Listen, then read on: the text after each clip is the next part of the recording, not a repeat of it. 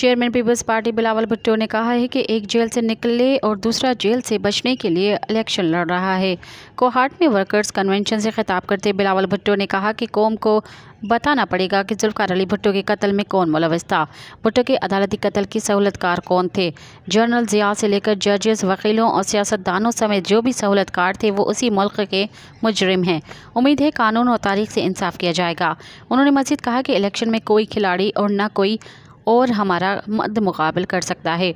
एक इलेक्शन इसके लिए लड़ रहा है कि जेल से निकल जाए और दूसरा इसलिए लड़ रहा है कि जेल से बच जाए, लेकिन मैं अवाम के मसाइल के हल के लिए इलेक्शन लड़ रहा हूँ। मज़ीद ख़बरन ऐं तफ़सीलात लाइ विज़िट कयो असांजी वेबसाइट www.awamiNewsHD.com ऐं ॾिसंदा रहो अवामी न्यूज़ HD।